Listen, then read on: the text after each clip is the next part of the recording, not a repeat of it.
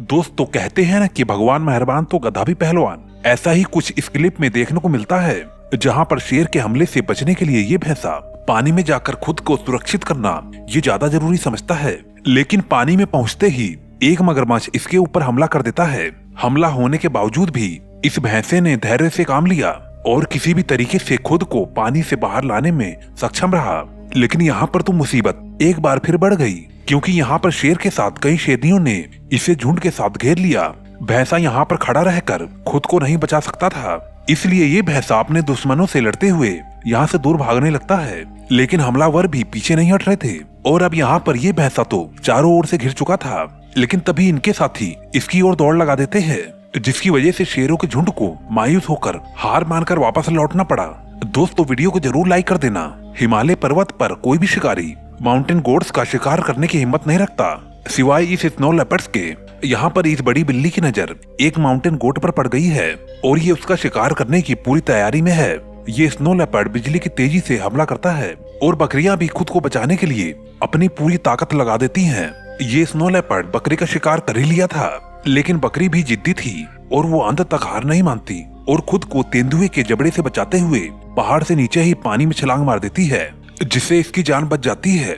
इस अगली क्लिप में आप सांपों की एकता और इग्वाना की चतुराई देखेंगे, लेकिन इससे पहले जरा इस क्लिप में नजर मार लीजिए। हिप्पोस का हमेशा से मगरमच्छों के साथ 36 का आंकड़ा रहा है, जैसा कि हमने इस वीडियो के पिछले पार्ट में दिखाया था। यहाँ पर भी एक वाइल्ड बीस्ट मगरमच्छ के जबड़ों का शिकार हुआ पड़ा है और खुद को छुड़ाने की कोशिश में लगा हुआ है।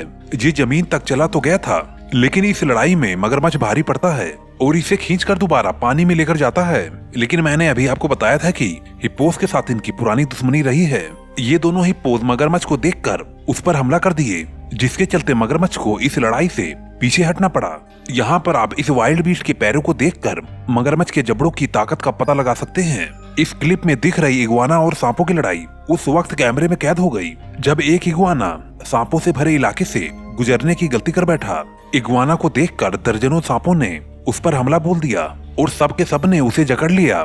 लेकिन यहाँ पर इग्वाना भी उन्हें एक दूसरे में बजाकर खुद वहाँ से निकल जाता है। अब यहाँ पर इग्वाना को खुद को बचाने के लिए उसकी एक अंतिम कोशिश बाकी थी और जिसके बाद ये इग्वाना सांपों से भरे इलाके से बचकर निकलने में कामयाब हो जाता है। दोस्तों इस वीडियो को बनाने में काफी मेहनत लगी है, प्लीज चैनल को सब्सक्राइब करके हमें सपोर्ट जरूर दें। जब कोई साधारण सा पक्षी बाज से उलझने की कोशिश करता है तो उसका क्या हशर होता है, इस बात का एक सबूत आप इस क्लिप में देख सकते हैं।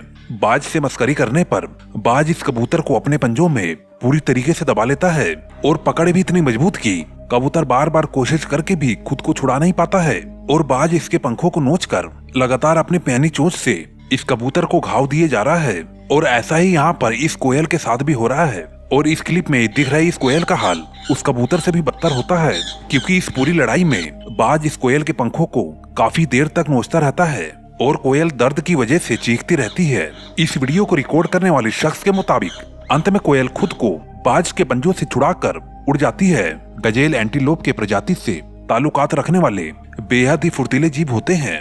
इनके फुर्ती का अंदाजा इनके दौड़ने की रफ्तार से लगाया जा सकता है, जिसमें ये 100 किलोमीटर प्रति घंटे की रफ्तार से दौड़ने में सक्षम रहते हैं। ऐसे में अगर ये थोड़ी सी चतुराई लगाते हैं तो ये चीता जैसे जानवरों को भी मात दे सकते हैं। अब जरा इस फुटेज को ही देख लीजिए। यहाँ पर एक चीता इस गजेल पर हमला करते हुए उसे पूरी तरीके से अपने काबू में कर लिया था और इसके बच्चे भी इस लड़ाई में इसका साथ देने चले आए थे। यहाँ पर गजेल लगभग हार ही चुका था, लेकिन ये एक बार फिर हिम्मत बनाता है और चीता को जमीन पर पटकते हुए उसे कई बार अपने सींगों से घसीटता है, जिससे चीता अपना होश खो बैठता है और इस गजेल को भाग निकलने का मौका मिल जाता है। ये अगली लड़ाई एक जेब्रा स्नेक और एक गिरगिट के बीच की लड़ाई है। यहाँ पर एक जेब्रा स्नेक से भिड़ने की गलती इस गिरगिट की थी। ये इस सांप को कई बार डराने की कोशिश किया, पर उसका कुछ भी नहीं बिगाड़ पाया, लेकिन जेब्रा स्नेक ने एक बार में ही ये लड़ाई खत्म कर दी। प्लीज दोस्तों सब्सक्राइब किए बिना मत जाना, वीडियो को बनाने में काफी मेहनत लगती है।